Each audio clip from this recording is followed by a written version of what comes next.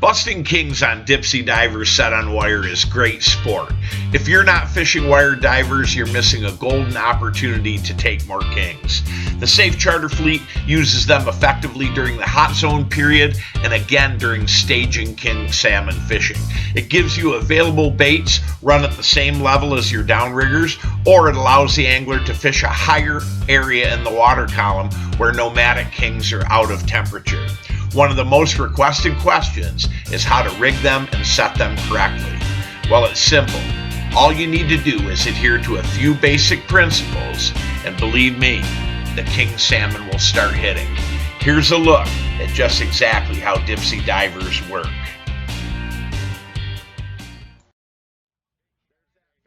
Big shark, go ahead and wind down to the line. That's the perfect way to get lined. Easy, easy. Wind down again. All right. Forward, Donnie. Wheel to the right slightly. Wind down again. Neutral. Go ahead. Raise the rod tip. Where'd you get off to? Wind down. I'm going to hold right there. You got it on your own. Put that forward down.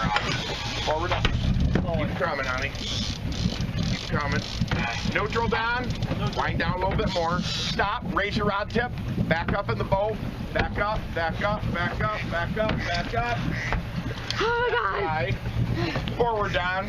Keep your rod tip really high in the air. I want to show everybody something very, very important here. Oh my God. This is a huge mature. Holy crap. Yep, let's just. Ow. Now, take a look at this fish. By letting him die out there at a distance and not being in a rush to get a green king in. Let's take a look at this. Look at the eye on this fish. This is really cool what I'm going to show you. Look at the eye. Oh my God, he's absolutely zero reaction to me touching him. And you can see the blood coming out. Come on right here, Matt. You don't think that fish wanted to eat that bait. Here comes the fly. Look at our stinger hook is right here.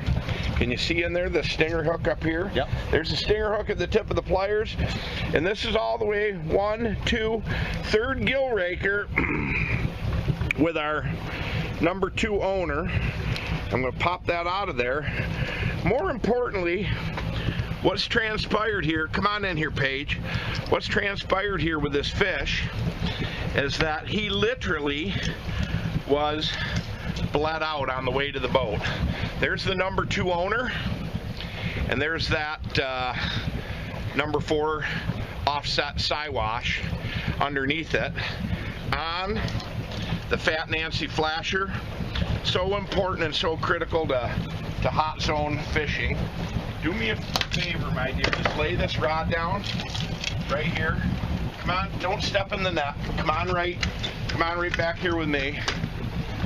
Let's take a look at this fish. There is a mature, beautiful king. That's exactly the way it was supposed to go. How do you feel? hurtful. You know, everybody's asked us, they private messaged us, and they've sent us emails and what have you about how to rig these Dipsey Divers and how they're actually supposed to be run. So let's go to the tip segment on that right now, and we'll show you how you should set these Dipsey Divers up to run them correctly on wire.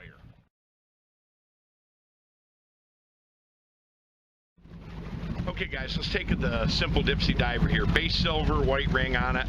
We're running this on just a 2 1/4 setting on the back. Whenever we're fishing fast, and you can see how fast we're fishing right here, what kind of stretch we've got on the cables when we're fishing these kings. We don't want that on a 2 1/2 or a 3 setting. We want it on about a 2 or a 2 1/4. We make sure that the release at the front of the Dipsey diver is set going to our wire. Now coming off the back, these happen. This particular snubber happens to be made by Dreamweaver. We like these real well. It's clear. And then once we've got our Dipsey diver, we're going back on a lead. And here's what I do. If I'm running spoons, I'll run 20-pound test Seagar or Suffix fluorocarbon.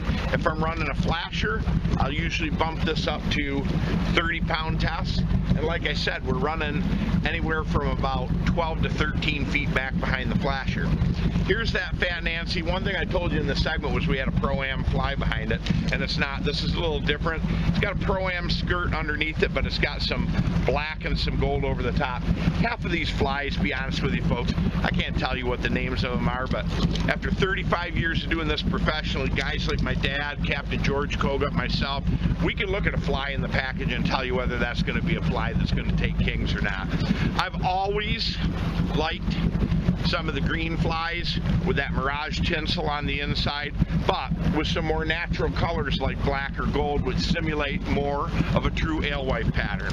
Here's the critical thing: standardization in the Saiff fleet, 21 inches from here to the back end of the hook on that fly. Of course, that's tied up with 50-pound test Seagar. Now, release goes to the rod, snubber goes to the bait. Everybody says I tangle them, I've got all kinds of problems, I get them caught, how do I set them outside the pattern when I'm trolling? You're overthinking it, everybody. Here's what you want to do, and here's how you set a Dipsey diver. This Dipsey is ready to set down the starboard side of the boat. So we make sure that our fly and our flasher is perfectly aligned, no hooks are caught up, and we're going to swing this out. We're going to drop it right in the middle of the core, right between these two rods. Now when I put that Dipsey in, if you try to let it out under pressure, it's going to sweep right into this rod. So as we lower it in, we free float it. Watch. Drop it right in the center. We release the bail on the reel with the clicker. You can hear it. And we just let it drop right back out the center. And we watch our counter. Once the counter on the rod gets to 60, you can engage that reel, put the Dipsey under pressure, and it's going to swing right out into position. So now it's at 60. We're going to walk it right up the side of the boat. We're going to put it in the holder. We're going to release tension on the drag. And now we're going to, as we troll forward, we're going to let that go out under pressure. Super, super simple. When that fish strikes, we're going to take it out. We're going to set the hook just enough to snub that and make sure that that release pops and that it takes on a planing attitude. And then it's just a matter of milking that fish to the back of the boat until he's in the basket. Simple, simple technique. But when those fish are in a solitary hunt mode, or the base bite is at 105 to 115 like it is today, but you have occasional fish coming through in the 70 to 90 feet range, it's an absolute pristine way to put a couple more baits in the water on fish that you normally wouldn't target with the rest of your pattern. I'm Captain Bill Saiff III. That's your tip on Dipsey Divers. Let's go catch some king.